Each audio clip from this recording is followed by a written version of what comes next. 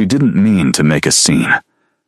That's the thing nobody talks about later, when the story gets passed around and everyone has an opinion. They talk about the money. They talk about him. But nobody asks what kind of day Lena was already having before any of it happened. She'd been on her feet for 9 hours straight. The lunch rush had bled into the dinner rush without a gap, which happened sometimes at Rosario's on Friday nights. Her lower back had been aching since around 2 in the afternoon. She'd spilled iced tea on her apron during the 3rd hour and hadn't had a chance to change it, so she'd been walking around smelling faintly sour ever since.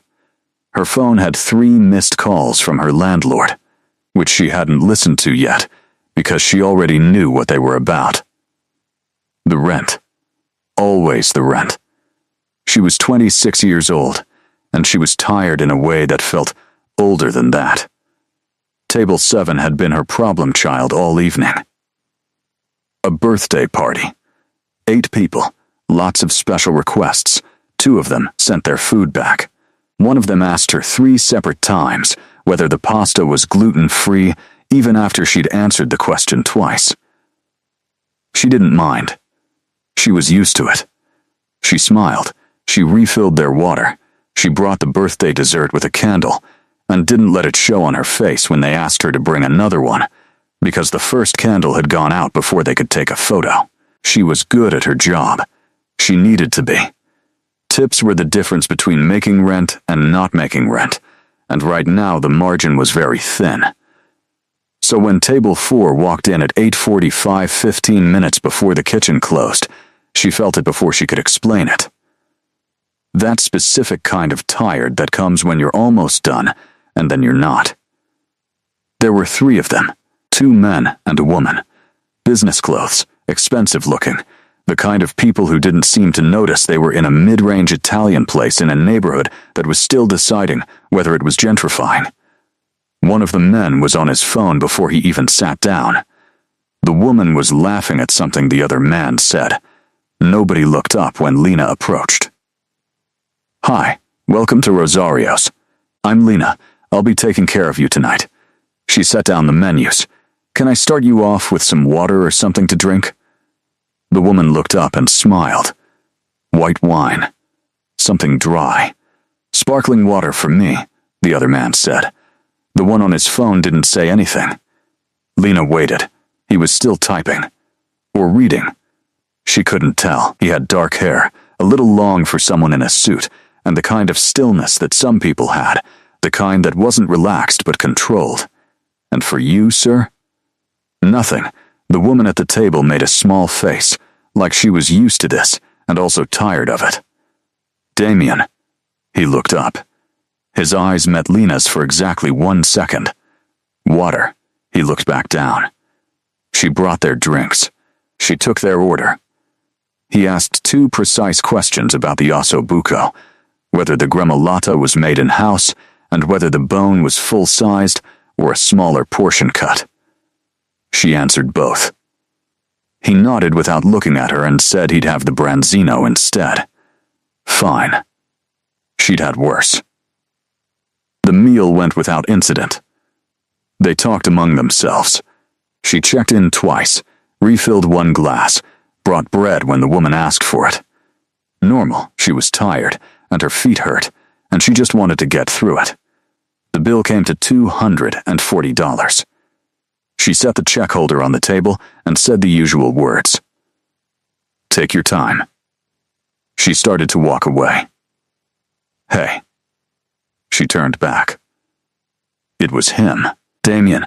He was holding the check holder open, looking at the total. "Is service included?" "No, sir, gratuity isn't added automatically unless it's a party of 8 or more." He closed the check holder, set it down, slid a credit card on top of it without putting it inside. She ran the card. She brought it back. He signed. She collected it. She thanked them, genuinely, because she always did, and turned toward the next thing she needed to do. In the back of the house, she opened the receipt. $240 bill. He'd written 0 on the tip line and signed his name. She stood there for a second. just stood there. 0.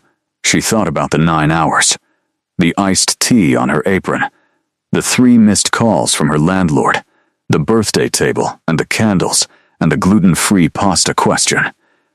She thought about the specific calculation she'd done in her head that morning, how many tables she needed to average 18% to cover what she owed by the 15th.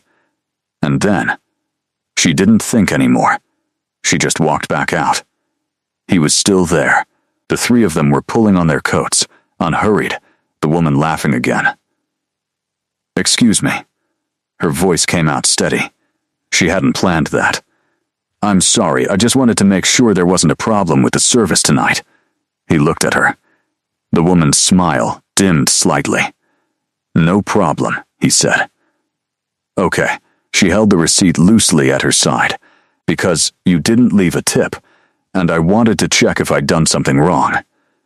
The other man looked suddenly very interested in his coat sleeve. Damien tilted his head slightly, like the question was mildly interesting to him. "I don't tip." Something tightened in her chest. Not embarrassment. Not quite anger. Something that happened when you'd been swallowing things all day, and one small thing lands wrong. "You don't tip," she repeated. "No. Okay." She nodded once. "I just want you to know that I make $2.13 an hour. The tips aren't extra. They're the wage. So when someone doesn't leave anything, it doesn't feel like a preference.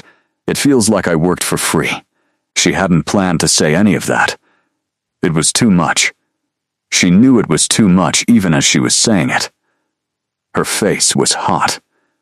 He looked at her for a long moment. His expression didn't change, exactly, but something shifted in it. Something she couldn't read. Then, he smiled. It wasn't a mean smile. That was the strange thing. It wasn't smug or dismissive, or the kind of smile men gave when they were about to say something condescending. It was quieter than that. Almost like he was thinking something that he wasn't going to say out loud. "You're right," he said. "I apologize." She blinked. He said goodnight to the other 2, shook the man's hand, and walked out. That was it. The woman gave Lena a look she couldn't interpret, and followed. Lena stood in the middle of the floor of a nearly empty restaurant, apron smelling like iced tea, receipt in her hand, not entirely sure what had just happened. She finished closing her section. She counted her tips at the end of the night, $212 from 8 hours of work, which was decent but not enough. She took the bus home because her car had a broken alternator she hadn't fixed yet. She listened to her landlord's voicemails on the way. He needed the rent by the 17th, or he was starting the paperwork. She got home at midnight. She sat on the edge of her bed with her shoes still on and stared at the wall for a while.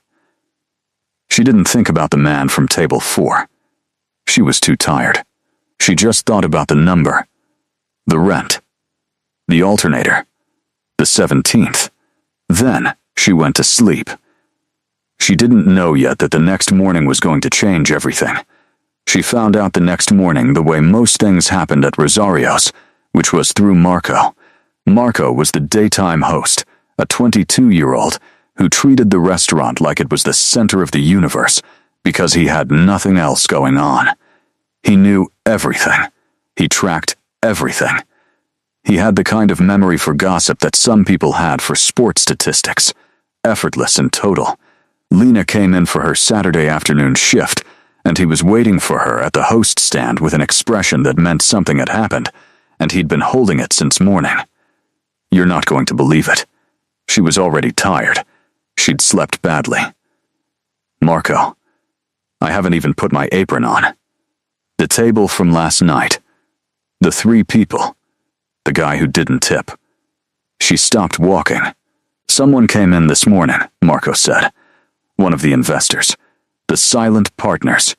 I wasn't supposed to hear, but I was right there." He pointed to a spot near the service window. They were talking to Chef Russo.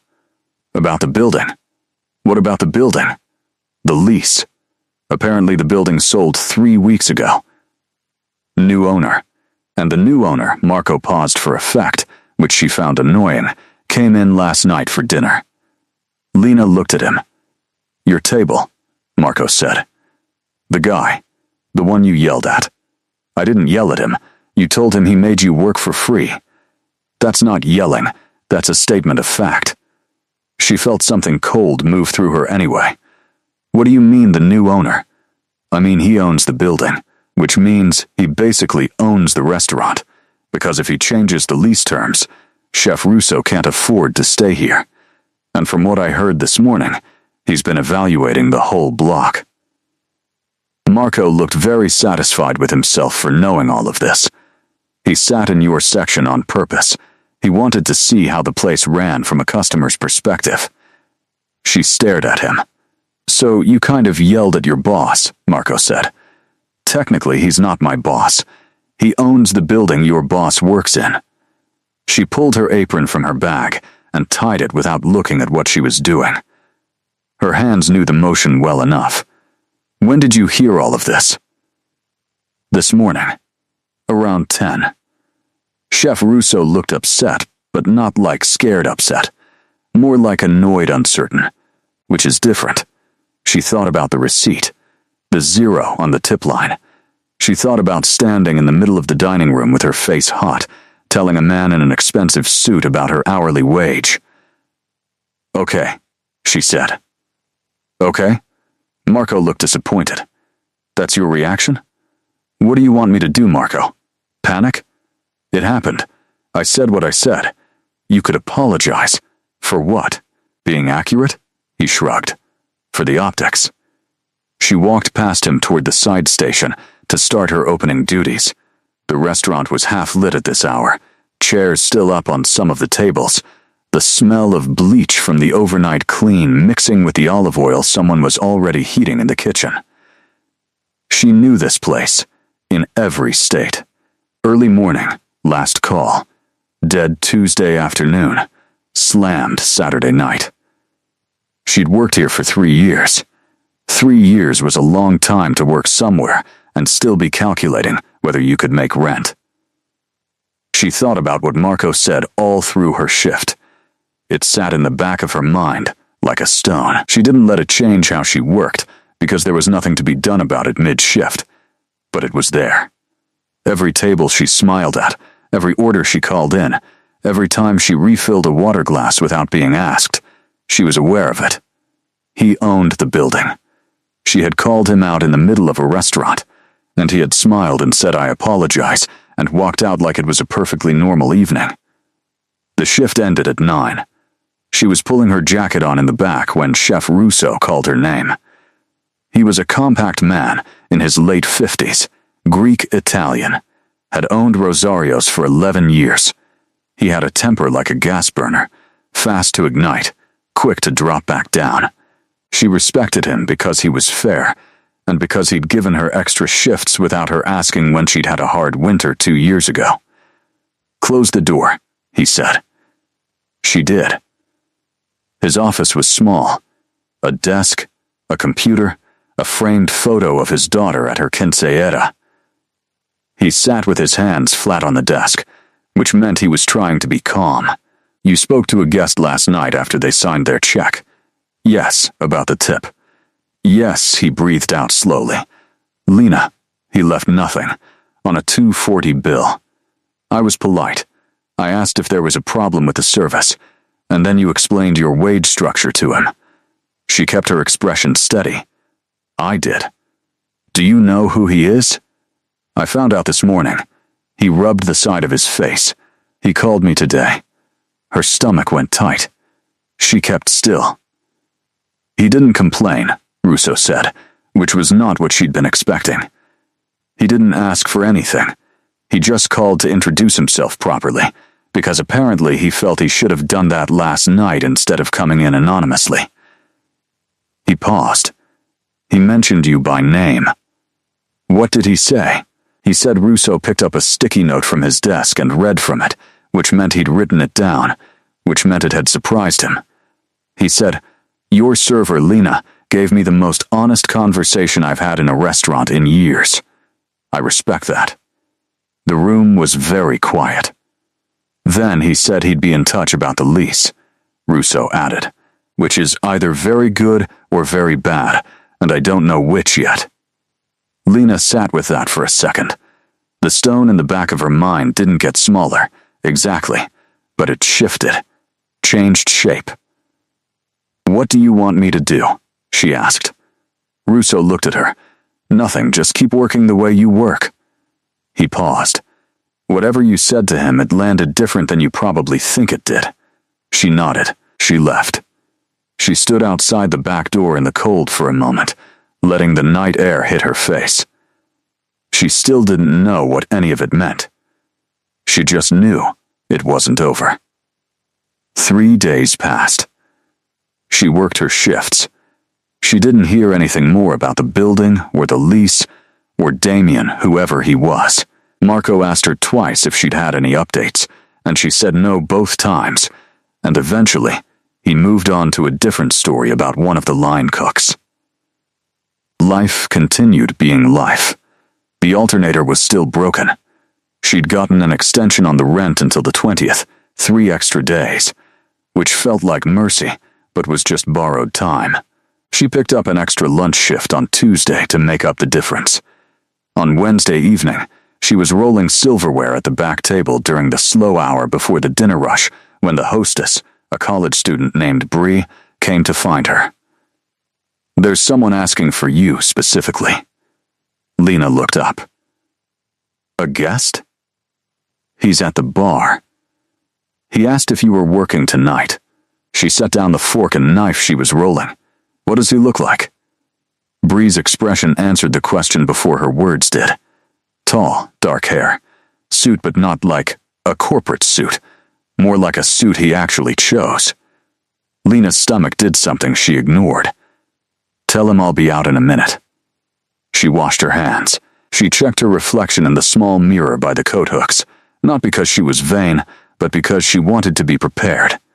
She looked like what she was, someone who'd been working since 4. That was fine. He was sitting at the far end of the bar, not hunched over his phone this time. He was watching the room the way people watched rooms when they were actually paying attention to them, not performing patience, but genuinely observing. He had a glass of water in front of him, untouched. She walked over and stood across from him. "You asked for me." "I did." He didn't seem surprised to see her, which made sense since he'd asked for her. "Can you sit for a few minutes?" "I have a shift." "I spoke to Mr. Russo. He said it was fine." She looked at him for a second, then pulled out the bar stool and sat. The bartender, a guy named Pete, drifted to the other end and found something to do. Up close, in better light, she could see him more clearly. He was older than she'd thought the other night. Not old, but somewhere in his mid-30s. There was something in his face that had been through things. Not dramatic things necessarily, just the regular kind of accumulation. "I should have introduced myself properly when I was here," he said. "My name is Damien Voss. Lena Marsh." "I know." He said it without arrogance, just fact. "I looked into the staff before I came in Friday. It's something I do when I'm assessing a property. Assessing, evaluating the whole picture, the physical space, the lease structure, the financials," and he paused slightly, "the people." She kept her face still. "And how did we do?" "Better than the financials suggest." He turned the water glass slowly with one hand. "The place is under-leveraged. The rent's been below market for years, which is why it survived, but the new rate I'd be within my rights to charge would likely end it." He said it without cruelty, just plainly, and somehow that made it easier to hear than if he'd tried to soften it. "Are you going to?" she asked. "I haven't decided." He looked at her directly. "I came back because of what you said Friday. I said a lot of things Friday. You said tips aren't extra. They're the wage." He paused. "I know that. I've always known it. I grew up around people who lived on tips. I don't know why I went back to not tipping when I was old enough to not have to think about money. Habit, maybe, or some way of telling myself I was separate from the system. He said it evenly, like he was reporting something he'd observed about himself without particular pride or shame. It was such a strange thing to admit to a stranger that she didn't know how to respond to it immediately. "Why are you telling me this?" she asked. "Because you were honest with me when you didn't have to be, and it cost you something to do it." He put the water glass down, and I've been thinking about it for 3 days. The dinner rush was starting to build. She could hear the kitchen coming alive behind the wall. In an hour, this bar would be full and she'd be moving fast. "What do you want, Mr. Voss? I want to offer you something." He reached into his jacket and put a card on the bar between them. "Not the restaurant. Something separate. I'm opening a new space next year. Hospitality, but different. More of a members-based club. High service. Small scale. I need someone to help design the service experience. Not manage it. Design it. What it feels like for the guest from the moment they walk in." She looked at the card. She didn't pick it up. "I'm a waitress," she said. "You're someone who understands service from the inside in a way that most consultants I've met don't." He said it without flattery, the same way he said everything. "You understand what it costs the person delivering it. That's rare." She looked up at him. "And the restaurant? Rosario's?" Something crossed his face. "I'm working through the numbers. I haven't made a decision. But you might raise the rent." "I might."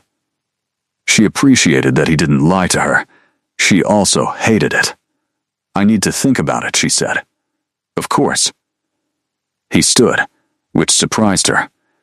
She'd expected more of a push. "My cell is on the card. Take as long as you need." He put on his jacket. He reached into his wallet and set something on the bar next to the card. She looked down. It was cash.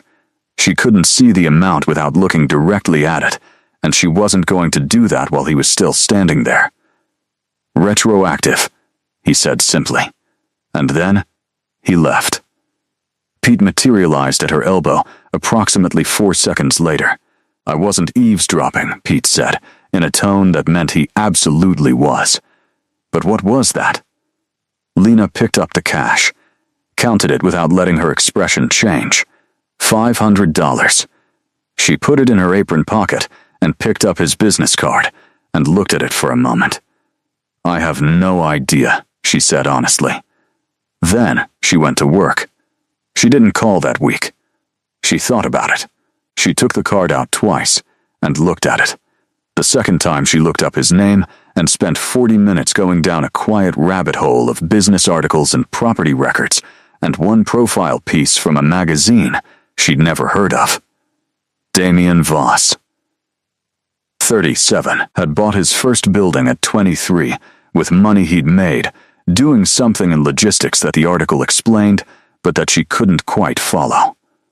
Now he owned 11 properties across 3 cities, not flashy ones, not towers with his name on them, but older buildings in transitional neighborhoods. The article called his approach patient capital, which apparently meant he bought things other people thought were too much trouble and waited. She found one photo of him that wasn't taken at a business event. He was standing outside a building in what looked like winter, hands in his pockets, looking at something outside the frame. He looked the same way he'd looked at the bar. Present. Paying attention. She put her phone down and didn't call. The reason she didn't call wasn't because she wasn't interested. It was because she didn't trust the shape of it. Men with money who decided they liked you were a specific category of problem. She'd been inside that category before, not with anyone this wealthy, but the pattern was familiar enough. The attention that felt like recognition until you realized it was collection. Until you understood that what he found interesting about you was interesting to him the way an unusual object was interesting. Something to have. She didn't know yet if Damien Voss was that kind of person. She didn't know him at all. But she was 26, and she'd been reading people across tables for 3 years, and she knew that not knowing was reason enough to wait. What she didn't expect was to run into him again before she'd decided anything. Saturday afternoon. She was off. She was at the hardware store 2 blocks from her apartment, trying to find the right size bolt for a cabinet hinge she'd been meaning to fix for 2 months. It was not a glamorous moment. She was wearing old jeans and a flannel shirt she'd had since college, and her hair was pulled back without any particular intention. He was in the same aisle. He was holding a package of weather stripping and looking at it with the same focused attention he seemed to give everything. He noticed her at about the same moment she noticed him, and they both stopped. "This is strange," she said. "I have a building 4 blocks from here," he said. "I come in here more than is probably reasonable. I live 2 blocks away." He looked at the bolt in her hand. "What's broken?" "Cabinet hinge." "Which type of cabinet?" She showed him the bolt. He looked at it for a second, then moved 2 steps down the aisle and pulled a different package off the hook and handed it to her. "That one won't hold. The thread's too fine. You want something with a coarser pitch." She took the package. He was right. She could see it immediately. "Thank you." Sure, he didn't try to extend it. He turned back to the weather stripping. She stood there for a second. Then, she said, "I read about you." He glanced at her. "Anything interesting?" "Patient capital." A small smile. That's a generous framing for someone who's mostly just slow to decide things. She leaned against the shelf. "Why that building?" "Our building, I mean. What made you want it?" He considered the question seriously, which she was starting to understand was just how he did things. The block is changing slowly. The buildings on it are old and undervalued but structurally solid. In 5 years, the area will look different. But, he paused, there's also something about properties that have been running continuously for a long time. Rosario's has been there 11 years. The bookstore 2 doors down has been there 22. Something's working. I want to understand what before I touch it. Before you change the rent. Before I do anything. She looked at him. The people who work in those buildings aren't investment variables. No. He didn't argue it or qualify it. Just agreed. But they're affected by what you decide. Yes, she was quiet for a moment. That's a lot of weight to carry. It is. He said it simply, without performing the burden of it. She turned the bolt package over in her hands. "I haven't called." "I noticed. I wasn't sure if the offer was real or if it was something else." He looked at her directly. "It was real. It is real.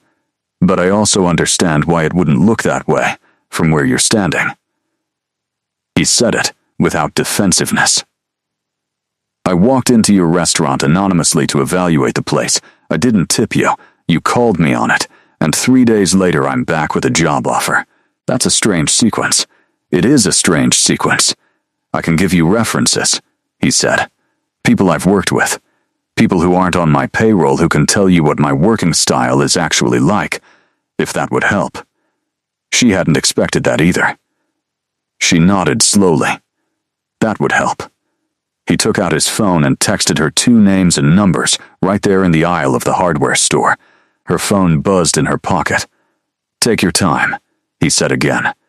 And then, genuinely, "How's the rest of your Saturday going? I'm off today." Right. He looked almost briefly uncertain for the first time, which was interesting on his face. "Enjoy your Saturday then." He paid for the weather stripping. She paid for the bolt.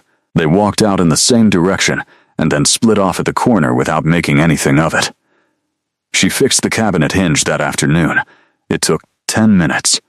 She sat on the kitchen floor afterward with her back against the cabinet and looked at the 2 names on her phone. She called the first one. A woman named Carolyn Park, who turned out to be a restaurant owner in another city who'd sold her building to Voss 4 years ago. Lena had expected the call to be formal, a character reference. Instead, Carolyn laughed when she explained who she was and said, "Oh, he finally found someone to help him with the new place?" Good. He's been looking for the right person for a year. He's impossible to work with if you need a lot of direction. But if you're someone who knows what they're doing and wants to be left alone to do it, he's actually great. Lena sat with that for a moment. He's not. She tried to figure out how to ask what she actually wanted to ask. He's not someone who, if you're asking whether he's the kind of man who makes an offer to a woman because he likes the way she looks, Carolyn said, the answer is no. He's annoyingly literal. He saw something in your work, and he wants that thing. It's not complicated with him. It's almost frustrating how uncomplicated it is. Lena thanked her and hung up. She sat on the kitchen floor for a while longer. Then she picked up her phone and called the second name.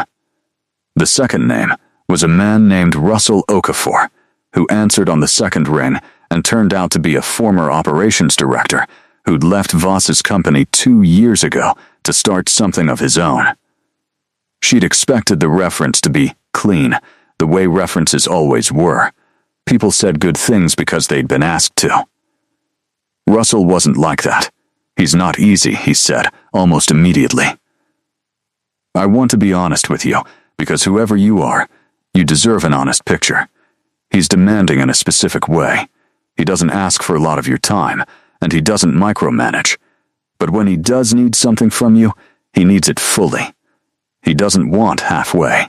He doesn't want done for now. What made you leave? A pause. I wanted to build something myself. It wasn't about him. The work was good. The money was good. He was fair. Another pause. Actually, he was more than fair. When I left, he gave me 6 months of runway without me asking. Said he wanted the transition to go well for me. That's not how most people operate. She thanked him and sat with both calls for a while. Then she opened the magazine profile again and read the part she'd skimmed before, the section near the end. The writer had asked him what he looked for when he bought a property. He'd said, something that's been doing the work quietly without anyone paying attention. Those are the things worth protecting. She read it twice. Then, she texted him, she said, I spoke to both references. I'd like to hear more about the project if you're still interested. He replied in 4 minutes. He said yes. When works for you? She said. Wednesday evening. He said, I'll send you an address. She put the phone down and felt something shift in her chest. Not big, not dramatic, just a slight rearrangement of the things she'd been holding tightly. Wednesday came. The address he sent was not a restaurant. It was a building in a neighborhood she didn't know well, just past the point where things got interesting and before they got expensive. The building was old brick, 4 stories, corner lot. There was scaffolding on one side that looked new. She stood on the sidewalk looking at it. He came out the front door when he saw her, which meant he'd been watching for her. He was dressed more casually than she'd seen him before. Dark jeans, a dark jacket, no tie. He still looked like someone who'd walked out of a controlled environment, but the specific kind of controlled was different. Less office, more his own. What do you think? He asked, looking up at the building. I don't know yet. She looked at the facade. The windows were tall, the original glass replaced with something newer, but not badly done. How long have you had it? 8 months. It was a warehouse conversion before. Someone started the renovation and ran out of money. He opened the door. Come see. Inside was raw and clean at the same time. Concrete floors, high ceilings, exposed metal beams. The bones of whatever it was going to be were visible without the finished skin yet. She could see how the space could move, where the light would fall at different hours. He walked her through it. He explained what was planned where. Ground floor for gathering, a kind of extended lobby that felt like a room rather than an entrance. Second floor for the actual club space, 20 members maximum at any one time. Food and drink, but slow and deliberate. Third floor private. Fourth, undecided, she asked questions. Real ones, not polite ones. She asked about noise bleed between floors. She asked about the service corridor and whether it was wide enough to move efficiently without crossing the guest path. She asked about the kitchen size relative to the number of covers they were imagining, and whether the ventilation had been thought through for the menu type. He answered the ones he knew, and said directly when he didn't have an answer yet. He had a notebook. He was writing things down. After an hour, they sat on the concrete floor of the second level with their backs against the wall, looking out at the space. It was the kind of thing that might look strange from outside. A man in a nice jacket, and a woman who waitressed sitting on the floor of an empty room. But inside it didn't feel strange at all. "Why a members club?" she asked. "Because I want to build something where the relationship with the guest is ongoing," he said, "not transactional. The problem with most restaurants is that every night starts from zero. You don't know who's coming. They don't know what to expect from you. The good ones build something anyway, but it takes years." He paused. "I want to start with the relationship already in place." She thought about that. That only works if you're selective in the right way. If your members are people who value the relationship too, not people who want access. "Yes, how do you tell the difference?" He thought for a moment. "I'm not sure yet. That's part of what I need help figuring out." She looked at the space. The light was going. The city outside made its constant low sound. "I'm not a consultant," she said. "I don't have credentials for something like this. I know. I also still have a job. I can't just leave. I'm not asking you to leave yet." He looked at her. "I'm asking you to think about it with me for a while. See if it's something you want to build. If it is, we figure out the rest." She turned that over carefully. It was the kind of offer that was hard to find the catch in, which made her look harder. "What happens if it doesn't work out?" she asked. "Between the project and me." "You go back to what you were doing and I find someone else." He said it without drama. "I don't make people feel trapped.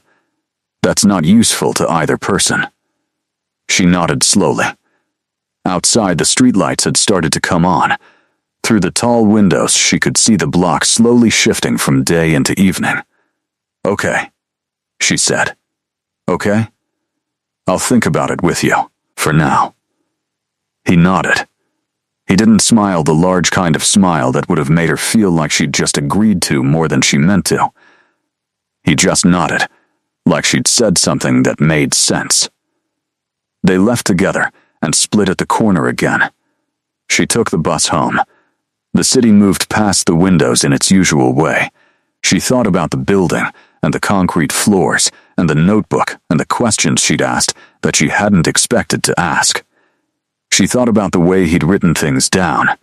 She thought about 3 years of rolling silverware and calculating percentages. She thought, maybe. She didn't quit her job at Rosario's. Not yet, not even close. She just started doing 2 things at once, which was not new for her. She'd been doing 2 things at once for most of her adult life. 3 nights a week at the restaurant. Wednesday evenings at the building with Damien. She started calling it the building in her head, and then out loud, and eventually he started calling it that too, which she found privately amusing.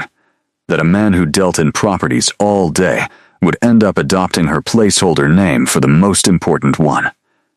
The Wednesdays had a specific rhythm. She'd arrive. He'd already be there. Sometimes he was in the middle of a call, and he'd hold up one finger and finish it. Never more than a few minutes. He was efficient with his time in a way that felt like respect rather than urgency. They worked through the building, floor by floor. She had thoughts. A lot of thoughts, it turned out. She'd been storing observations about hospitality for 3 years without anywhere to put them. What made a guest feel seen without feeling watched? The difference between attentive service and surveillance service. How the pace of a meal could be managed without the guest ever noticing they were being managed. The things a room communicated before a single person spoke. He listened the way she was starting to understand he did everything. Completely. She wasn't used to being listened to that completely. It was slightly disorienting. One evening she arrived, and he was sitting at a folding table he'd set up in the middle of the second floor, a spread of papers around him, and he looked up and said, "I had a new idea about the member intake process, and I want to know if it's wrong." She sat down, and he explained it. It was partly right, and partly completely impractical, and she told him both. He crossed out the impractical part, without ceremony. "How do you know it's impractical?" he asked. "Because I've watched people be made to feel evaluated. It makes them contract, not open. You want them to feel like they're being invited, not interviewed." He looked at the paper. "How do you do that?" "You tell them something about the place first. Before you ask them anything, you make them feel like the relationship goes both ways from the start." He wrote that down. She wasn't sure exactly when she stopped watching the situation for the catch and started just being inside it. It wasn't one moment. It was the accumulation of small things. The way he never made her feel like she owed him something for the opportunity. The way he disagreed with her sometimes, directly and without softening it, which she found more respectful than if he'd agreed with everything. The way he brought coffee without asking, always the same order after the first time she'd mentioned it, without making a thing of it. She started noticing things about him that were not professional. The way he got quieter when he was most interested in something, like the energy that would have gone into words, was being diverted. The way he stood in the building sometimes when he thought she wasn't looking, just standing still, looking up, like he was having a conversation with the space. She noticed. She was noticing. She filed it. She didn't act on it. At the restaurant, things were in suspension. The lease question was still unresolved. Chef Russo didn't bring it up, but she could see it on him. The staff had mostly heard something was happening, but the details were vague enough that it hadn't become real fear yet. Just background noise. She felt complicated about being inside both sides of it. On a Thursday night after a long shift, she told Marco the basic shape of what was happening. Not everything, but enough. He stared at her. "You're working with the guy who might end the restaurant. I'm consulting on a separate project. It has nothing to do with Rosario's. But you know him." "I've gotten to know him, yes." Marco was quiet for a second, which was unusual. "Is he going to raise the rent?" "I don't know. I've asked. He says he hasn't decided." "Do you believe him?" She thought about it honestly. Yes, why? Because he's not someone who says things he doesn't mean. If he'd decided, he'd say he'd decided. Marco looked at her for a long time with the expression he had when he was recalibrating something. "You like him." "I work with him." "That's not what I said." She picked up her bag and jacket. "Good night, Marco." She thought about it on the bus home. Whether Marco was right. Whether she was being careful enough, or too careful, or careful about the wrong things. She thought about the evening a week earlier, when they'd been going over the layout of the service corridor, and they'd needed to physically walk through it to check the width, and they'd ended up shoulder to shoulder in a tight space, and neither of them had moved away faster than necessary. She'd been very aware of the fact of him in that moment, not in a way she could easily categorize. She thought about how she'd put it in a specific drawer in her mind, and closed the drawer. The bus stopped. She got off. The night air was cold and clean. She stood outside her building for a minute before going in. Above the city, the sky was doing something quiet and dark blue. She could see a few stars, which was unusual. She thought about 3 years ago when she'd moved to this city with 2 boxes and a duvet, and no plan except that she needed to be somewhere different. She'd gotten the job at Rosario's within a week, which felt like luck. She'd stayed because it paid, and because Chef Russo was decent, and because she hadn't figured out what came next. She was still waiting to figure out what came next. Maybe this was it. Maybe it was something else. She didn't know yet. She went inside. She made tea. She sat at the kitchen table and opened her notebook, the one she'd started bringing to the Wednesday sessions, and looked at the pages she'd filled. Ideas, questions, sketches of layouts, fragments of thoughts about service and atmosphere, and the texture of experience. She read through them for a while. They were good. Better than she'd expected, reading them back. She closed the notebook and finished her tea and went to bed.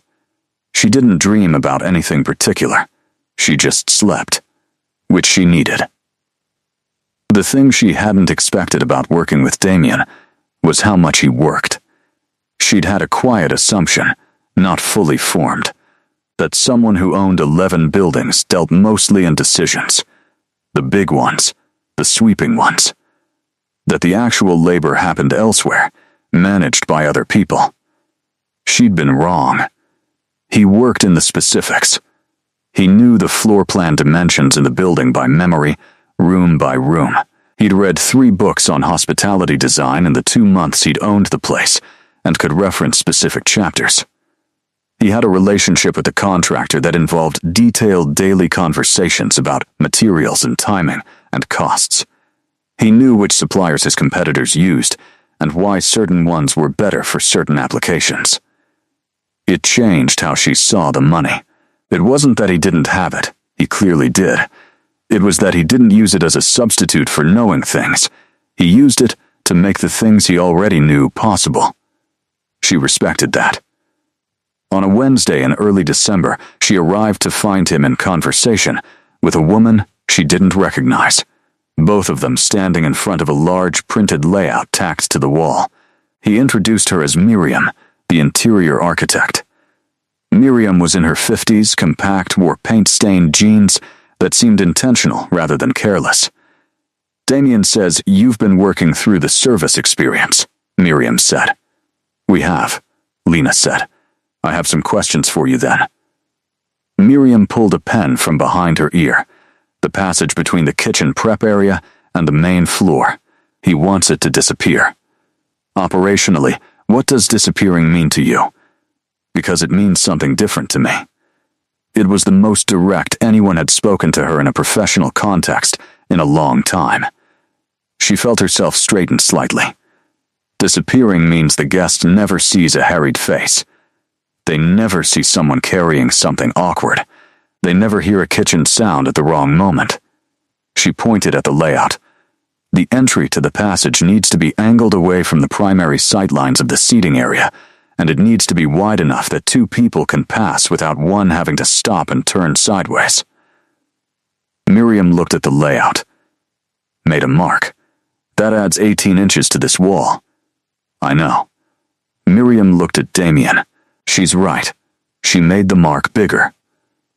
Lena stood there in the conversation that followed, which got technical in ways she couldn't always follow, but she contributed when she could, and listened carefully when she couldn't.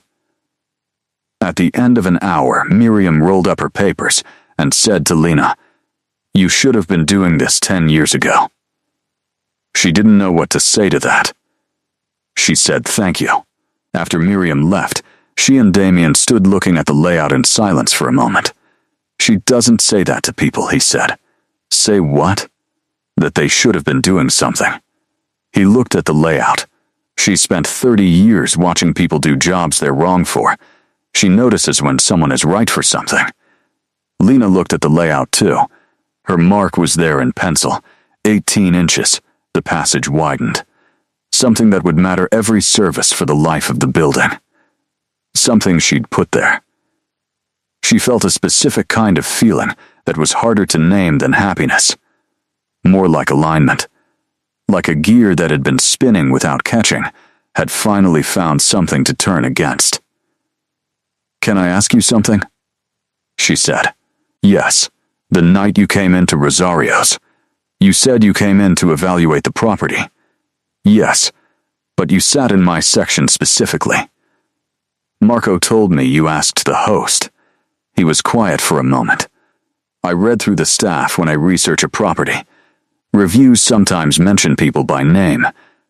I'd seen your name mentioned several times." "What did they say?"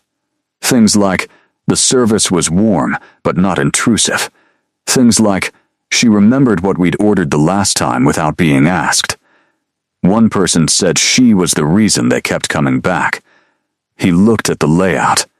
Those are specific observations, not vague compliments. I wanted to see what they were describing. She processed that. And the knot tipping? A pause. He seemed to think about whether to answer. It was a test, not of your performance, of your reaction. I wanted to see what you'd do when you were treated incorrectly by someone who had power over your situation. She looked at him. That's a strange way to evaluate a person. Yes, he didn't defend it. It was also wrong. What you said to me was right. I shouldn't have set up a situation where you had to absorb something unfair in order for me to observe you. She held that. Why are you telling me this now? Because you deserve to know the full story of that evening, and because he paused, which he almost never did. Because I want the working relationship between us to be honest, and I've been carrying an incomplete version of events. She looked at him for a long time. He held the look without flinching or deflecting. What would you have done, she said slowly, if I had just said there's no problem with the service and let you leave? Found someone else. He said it simply, because that would have meant you weren't the person those reviews described, that you'd learn to swallow things instead of address them. She turned back to the layout. The pencil mark, 18 inches. I don't know whether to be annoyed by that or not, she said. You can be both, he said. It's fair. She was, she realized. Both, annoyed at the method and also, underneath it, understanding the logic of it, which was its own specific thing to feel about a person. She stayed later than usual that evening. They went over the second-floor layout in full, and she raised 4 things she'd been thinking about for a week, and he engaged with each one seriously. When she finally left the building, the city was cold and bright, and she walked 3 blocks before getting the bus, just to have the air. He texted her when she was halfway home. It said, "Thank you for tonight." The 18 inches was the right call. She looked at the text for a moment on the dark bus. She wrote back, "I know." Then she put her phone in her pocket and looked out the window at the city moving past. Dark buildings and lit windows and all the lives happening behind them, and she thought that something was shifting. She couldn't see the shape of it yet, but she could feel the movement. December moved through in the way Decembers did, too fast and too full. The restaurant ran hot. Holiday parties, extended menus, guests who were more impatient because they were out of their routine and wanted everything to feel like celebration on demand. She worked it well. She was good in the holiday rush in a way that some people weren't. She could hold multiple threads without dropping any of them. She could read the table and know when to speed things up and when to let it breathe. Chef Russo told her she was his best closer, which she'd heard before, but still felt like something. The Wednesday evenings continued. They were moving into a phase of the project that was less conceptual and more concrete material selections. Timeline planning. The first draft of what the member experience would actually look like on paper. She was writing things now, not just thinking them. Actual documents. Service philosophy. Guest journey mapping, that was the term she'd learned from Miriam. What the experience felt like minute by minute. She found she had a lot to say. On the 3rd Wednesday of December, he asked her to look over a draft contract. Not to sign it, just to read it and tell him if anything seemed off. She read it at the kitchen table that night. It was a consulting agreement. Her name, her role, the project.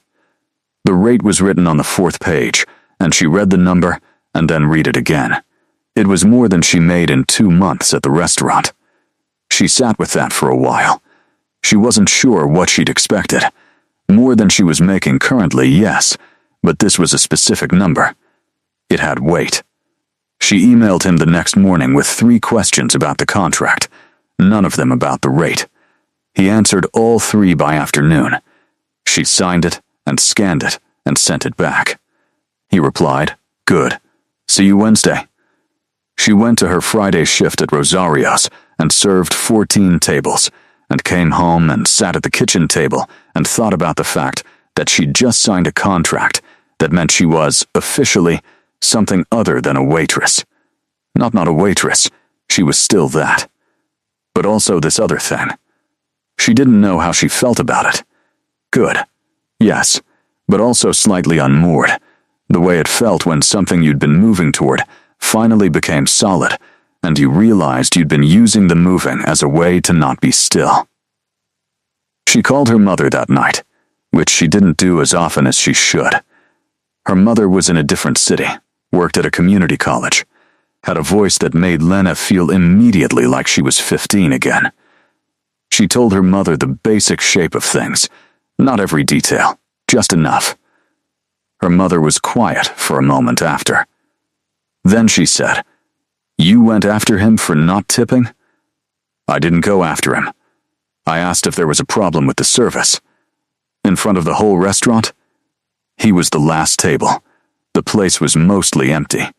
Another pause. "Is he handsome?" "Mom, I'm asking. That's not relevant." "It's slightly relevant," her mother said. "It's relevant to the full picture." Lena looked at the ceiling. "He's fine." Her mother made a sound that meant she was smiling. "You always say fine when you mean more than fine. I'm working with him on a project. It's professional." Okay, her mother didn't push it. She knew when to let things land. That was something Lena had learned from her, actually, when to push and when to wait. They talked for another hour about other things. When she hung up, the room was quiet. She thought about what her mother had said. Not the handsome question. The other thing. The shape of the story she'd told. She'd started with the argument. The confrontation at table 4. The 0 on the tip line. She'd started there because that's where it started.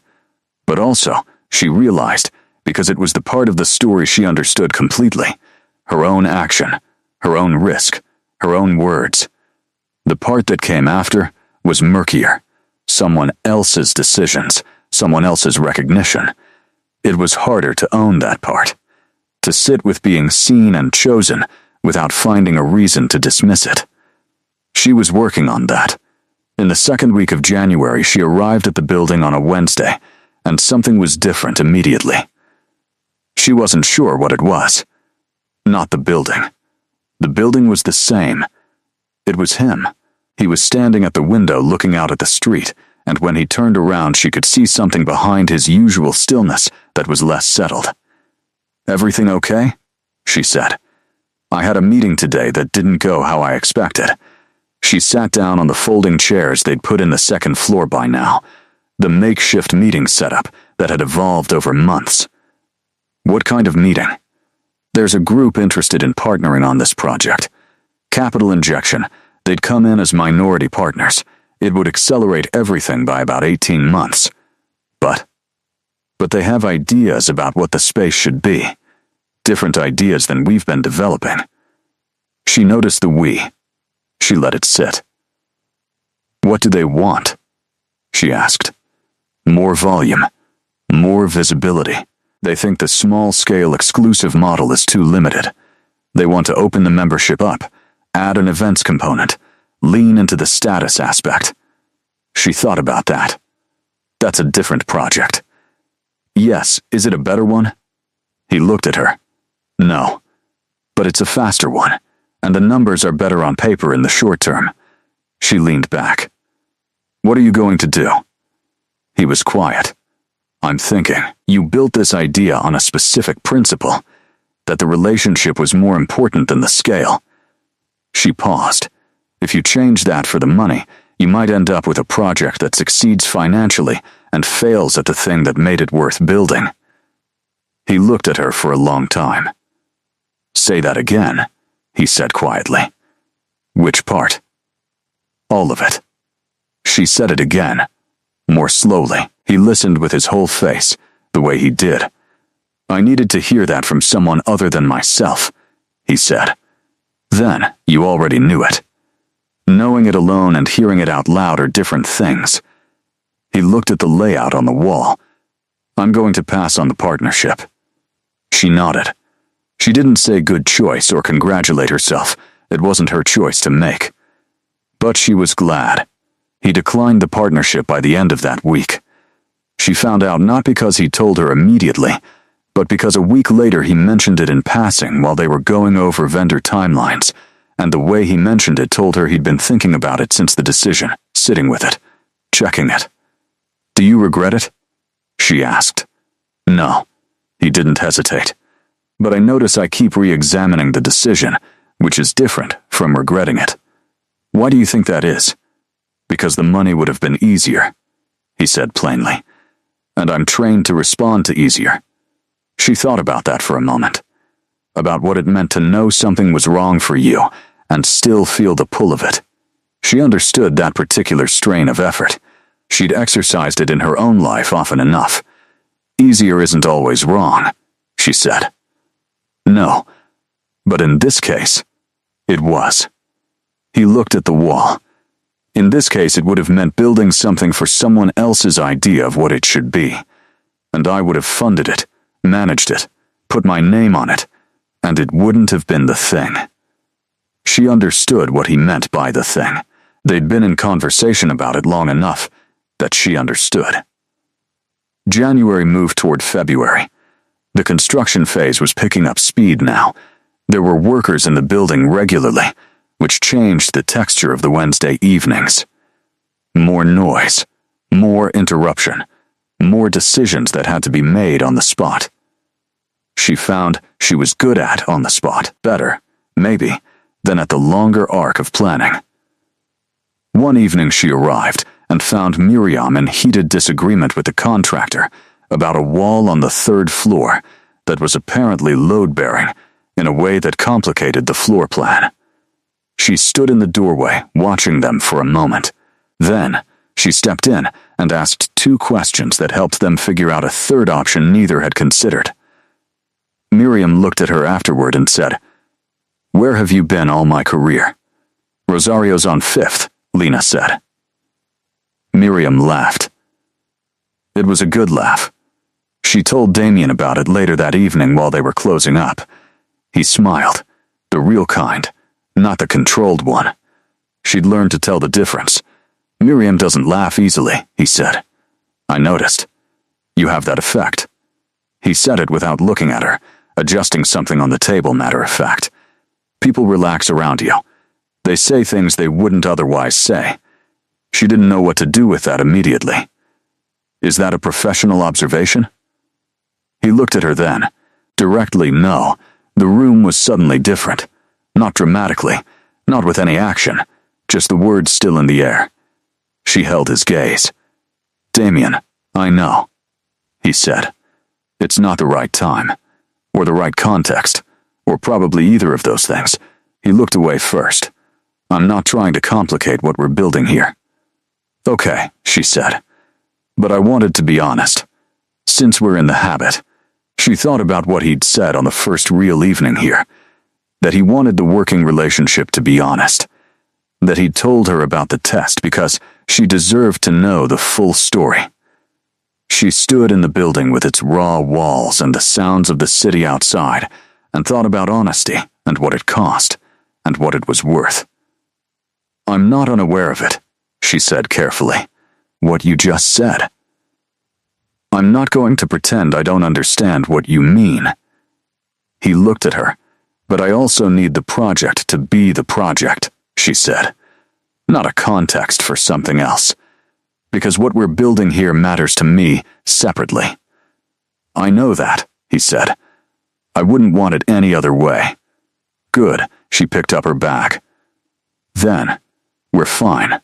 She left. She walked the 3 blocks to the bus in the cold, and she let herself feel the full weight of the conversation, which she'd been managing carefully for several months now. She was not indifferent to him. She'd been not indifferent for a while. That was just a fact she'd been holding at arm's length. She also meant what she'd said. The project mattered to her. The work she was doing was the best work she'd done. She wasn't going to fold it into something romantic and risk losing the clarity of it, but she also knew that the distance she was keeping required effort. and that effort was becoming a constant low hum. She sat on the bus and looked at her reflection in the dark window, a woman on a bus at night, going home from somewhere that was starting to feel like hers. She thought about 3 years ago. 2 boxes and a duvet. She thought about the iced tea on her apron and the 0 on the tip line, and how everything since had come from the fact that she'd been too tired to swallow one more thing. She thought that was maybe the truest version of her story.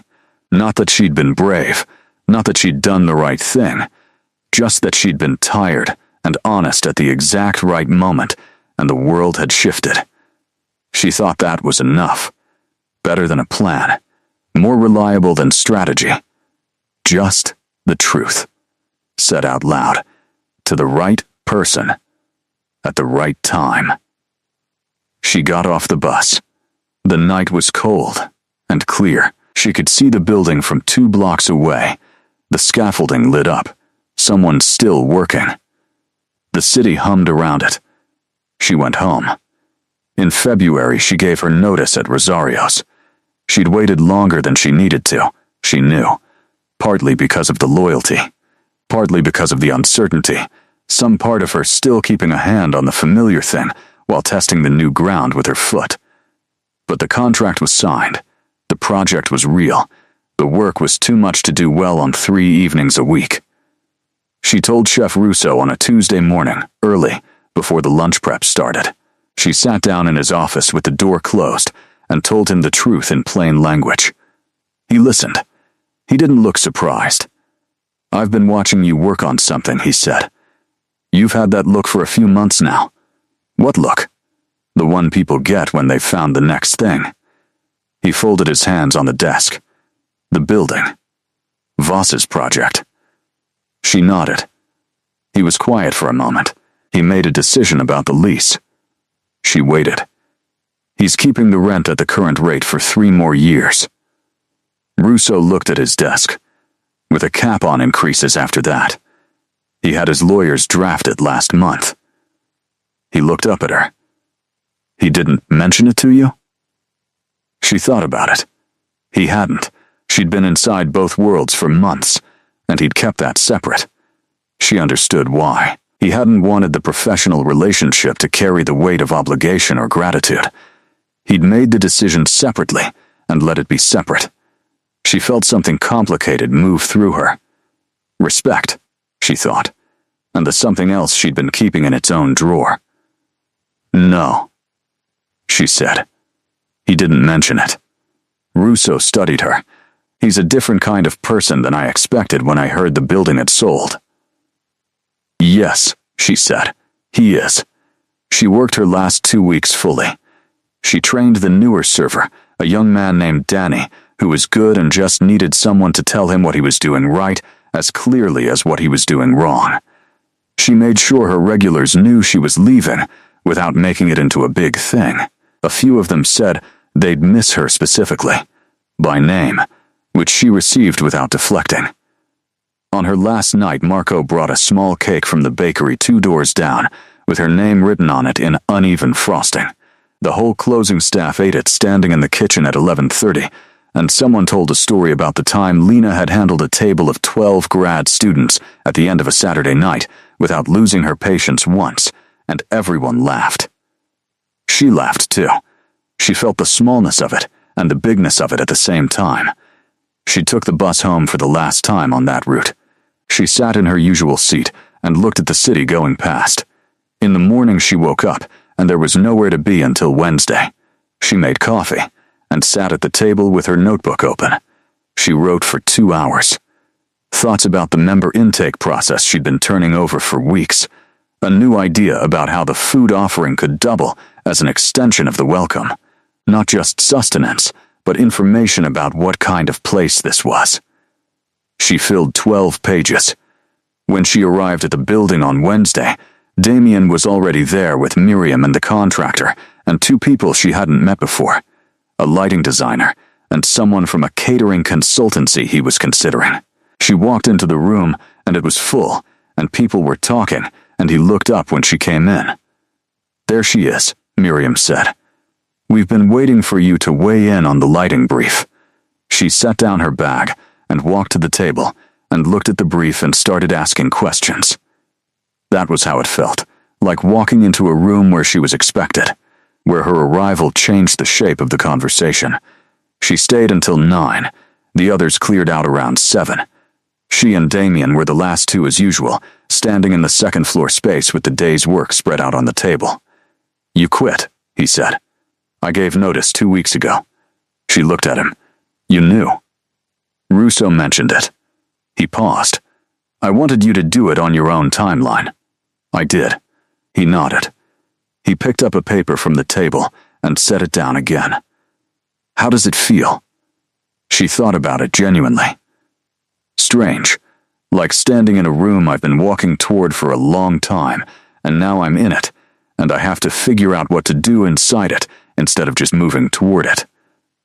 He looked at her with that full attention. "That's exactly what it feels like." "You felt it? Every major decision." He paused. "The hard part is resisting the urge to immediately find the next horizon, to let yourself be in the thing instead of just approaching it." She looked at the space around them. The walls that had been raw concrete for months were starting to have finishes now. The floor was being laid. The shape of what it would be was becoming visible in the bones.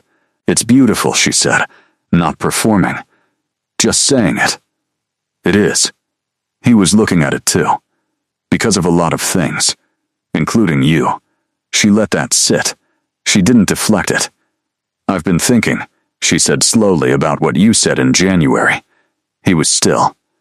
"Waiting, I said I needed the project to be the project," she said.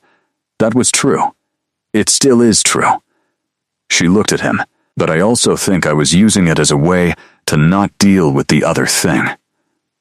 He held her gaze. "I'm not saying I know what the other thing is," she said. "I don't. I think we'd have to find out. And I think finding out is complicated when we're also building something together." "It is complicated," he said. "But I think pretending it isn't there is its own complication." She paused. "And I'd rather deal with real things." He was quiet for a moment. Then he said, "So would I." The building was quiet around them.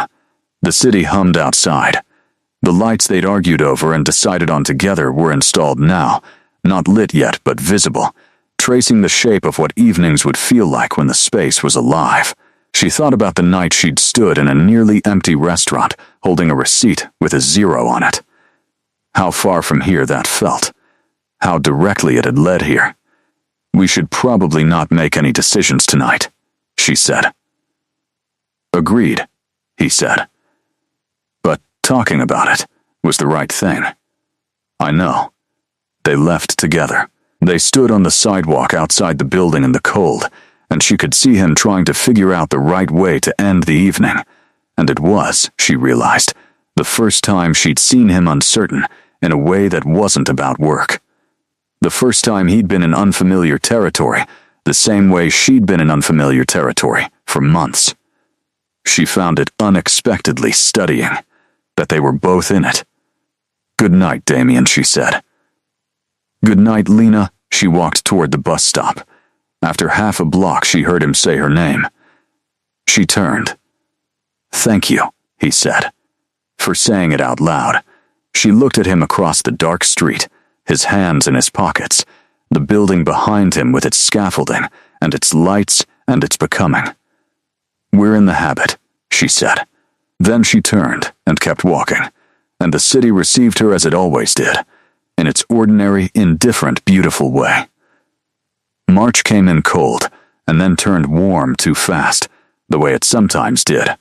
1 week still needing a heavy coat, and the next week everyone slightly confused, pulling out wrong season clothes and catching each other's eyes on the street as if to confirm that yes, this was real. Winter was actually ending. The building was in its final stretch. There was a specific energy to nearly done that was different from the sustained energy of building. More tense, more fragile. Every remaining decision felt final. The lighting was installed and tested. The kitchen equipment was in. The service corridor was exactly as wide as she'd specified, which she walked through twice and said nothing about out loud, but felt quietly in her chest. Members were being considered. She'd built the intake framework over the winter, the process that felt like invitation rather than evaluation. Damien had sent it out to 12 prospective members with a letter he'd written and asked her to review. She'd changed 3 sentences, not because they were wrong, but because 2 of them were too formal for what the space was becoming, and 1 of them undersold it. He'd accepted all 3 changes without discussion. They had not had another conversation like the one in January. What they'd had instead was a shift in the texture of things. Less careful. Slightly more direct. She would say things she might have held back before.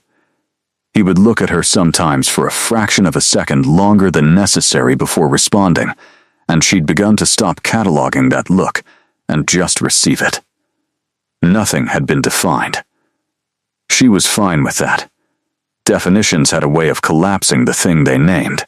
On the second Saturday of March, she arrived at the building not for a Wednesday session, but because there was a final walkthrough with the full team.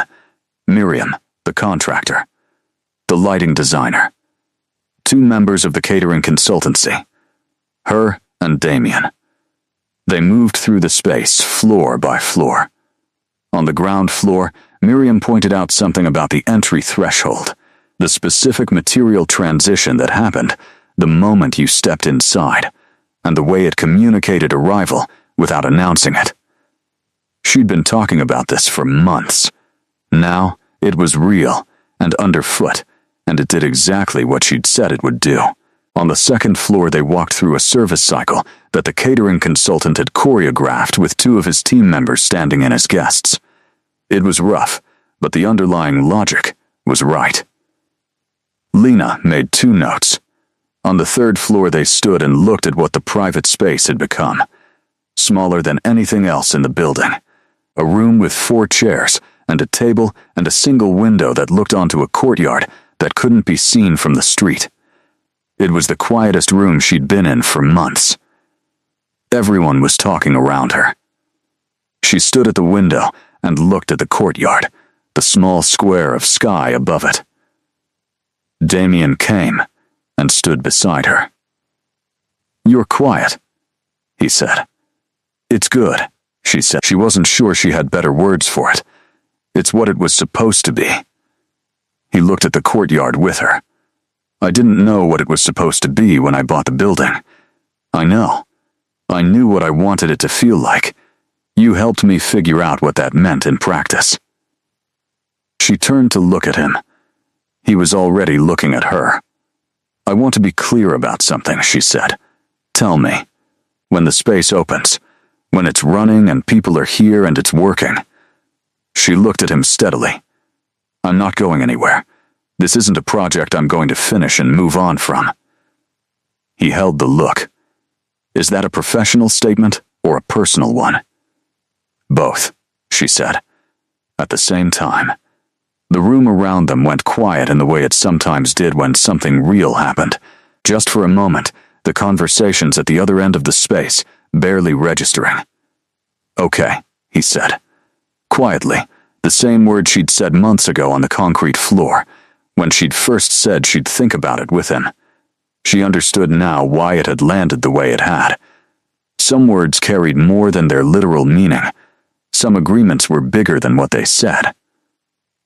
"Okay," she said back. Miriam's voice cut across the room with a question about the ventilation cover, and the moment became the next moment. Ordinary again. Full of work. They spent 3 more hours in the building that day. She made her 2 notes from the walkthrough into a full page of adjustments. The catering consultant walked her through his staffing plan, and she had 4 things to say about it. All specific, all actionable. By the time the team left, she was the last person still in the building besides Damien. He was at the table with his laptop, looking at something, and she sat across from him finishing her notes. "You know," she said, not looking up from the notebook, "when I told that man he'd made me work for free, I wasn't thinking about consequences." He looked up. "I know. I was just tired. And I said a true thing. Yes, she looked at him. It's strange what true things can lead to. He looked at her with that complete attention. It is, he said. I've been thinking about that a lot. So have I. The building held them in its nearly finished quiet. The walls were painted now. The lights were installed. The floor had its final finish. What had been raw and potential was now almost what it was going to be. She thought about the night she'd found the contract at her kitchen table, the number on the 4th page. She thought about the hardware store and the right bolt for the cabinet hinge. She thought about Carolyn Park laughing over the phone. She thought about Miriam saying, "You should have been doing this 10 years ago." She thought about Marco and the cake, with her name in uneven frosting, and the bus ride home on the last night. She thought about $2.13 an hour, and a man who smiled like he'd heard something worth keeping. "I want to show you something," Damien said. He turned the laptop and pushed it across the table toward her. It was an email. From an attorney. She read the subject line and had to read it again to understand. Then she read it twice more. It was about the building on 5th Street, Rosario's building. A formal notice to Chef Russo confirming the lease terms, the rate, and the cap. But there was a second part she hadn't seen before. A clause about right of first refusal if the property was ever sold. The right belonged to the tenant. It belonged to Russo. She looked up. "When did you do this?" "January," he said. "After you told me about the project and what we were building here. You never said anything. It wasn't yours to carry," he said. "It was mine to do." She held that. "Why?" she said. He was quiet for a moment, not evasive. "Thinking, because you came back from that conversation still willing to work with me," he said. "You could have walked away and protected yourself, and nobody would have blamed you. Instead, you sat down on a concrete floor and started asking the right questions." He paused. That mattered. The restaurant and the people in it mattered. Doing right by it wasn't complicated. She looked at the email. Rosario's. 3 years of her life in a building on 5th Street, smelling of bread and olive oil and the particular end of night tired she knew by heart. She felt something she didn't have a clean name for. Not gratitude exactly, or not only that. Something that came when an act of care arrived so quietly that you almost missed it. When someone did the right thing without announcement, without asking to be thanked. She pushed the laptop back across the table. "You're a strange person," she said. The corner of his mouth moved. "I've been told. I mean that specifically." She looked at him. In a world full of people who perform their good intentions, you just do things and don't mention them. He considered that. Performing felt hollow. "I stopped young." "What happened young?" He looked at the table for a moment. "My father was the kind of person who made speeches about how he treated people. Large speeches.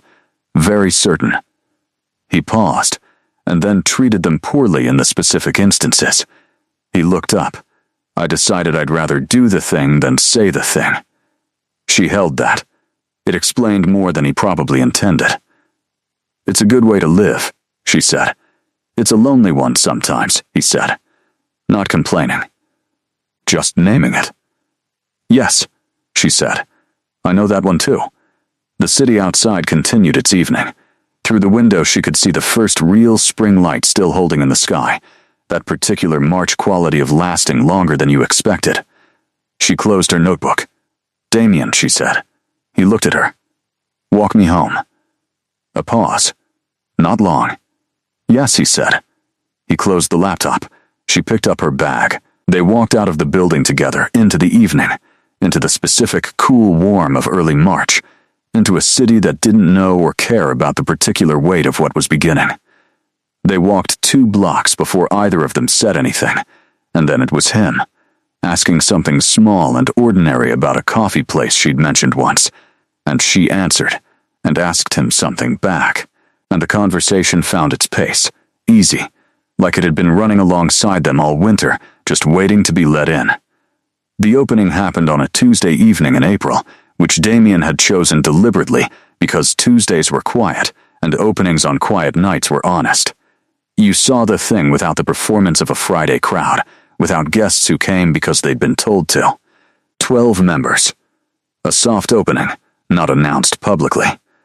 2 of the catering consultant's people in the kitchen, overseen by a chef who'd taken 3 meetings to convince and then signed on without hesitation once she understood the scale.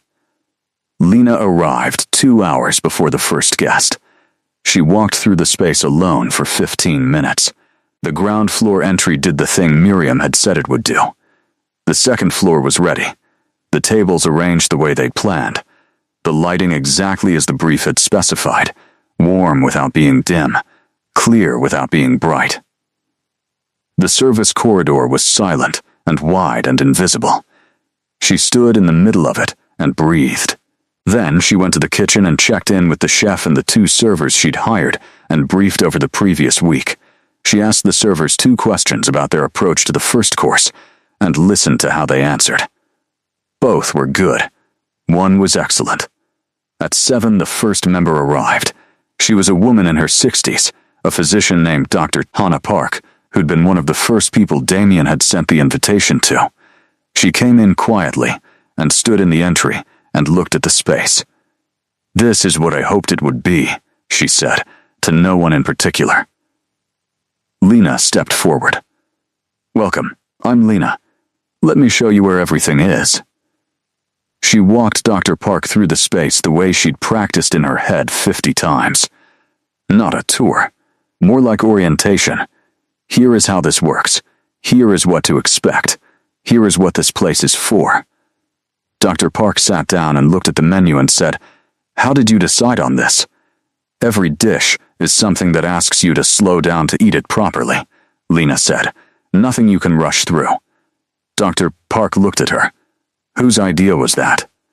"Mine," Lena said. "Good idea, Doctor," Park said. The other 11 members arrived over the next hour. The evening ran. The food was what it was supposed to be. The service was quiet and present without hovering. The room did the thing rooms did when they were right.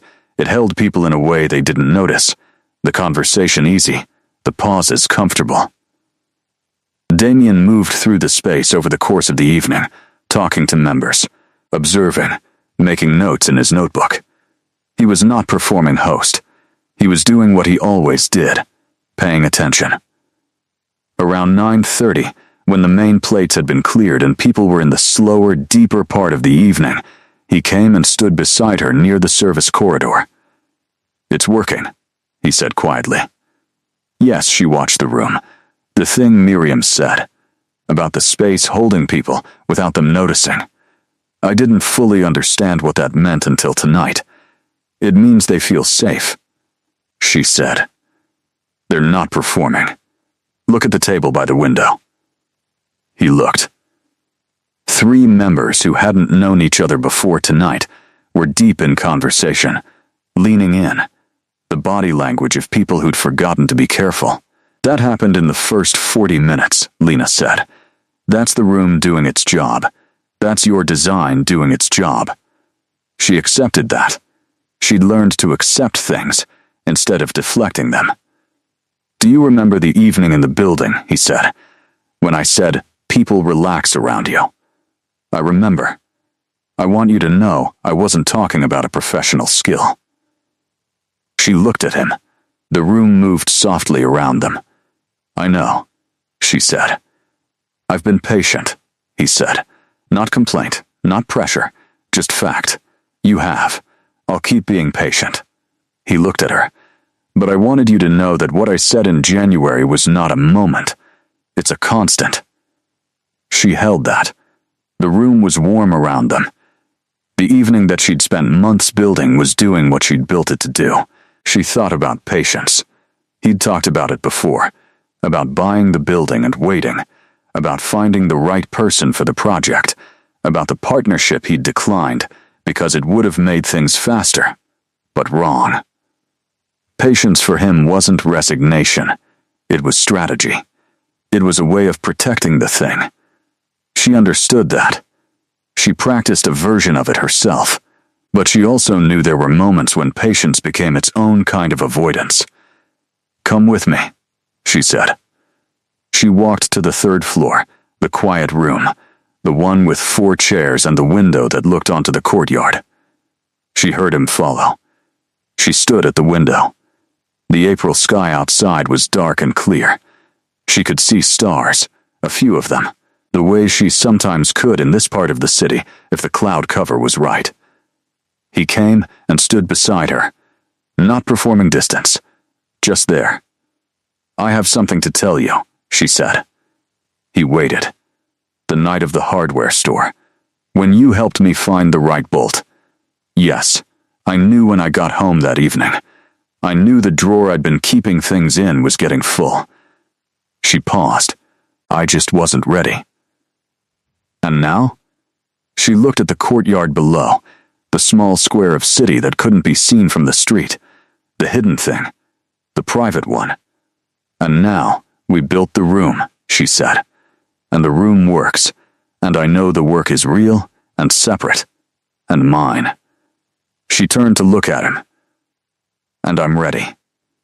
He looked at her for a moment that was the right length, not too short and not drawn out, just the exact weight of it.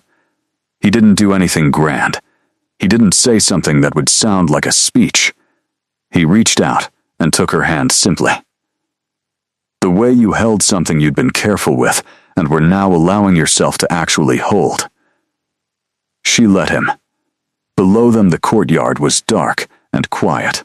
Above them the building held its first evening of being what it had been built to be. She thought about a 0 on a tip line and how it had led here, through every strange and winding step, through hardware stores and concrete floors and contracts and lease agreements and 40-minute walkthroughs and late evenings and patient capital and the exact right width of a service corridor. Through all of it, to here, a woman who'd said a true thing at exactly the right moment and found out what it could lead to. She hadn't known it would lead to this. She hadn't planned it. She'd just been tired and honest, and the world had taken it somewhere. She stood at the window with his hand in hers, and the city below them, and the room above the room where 12 people were becoming something to each other over food that asked them to slow down, and she thought, "This is enough. More than enough. This is everything."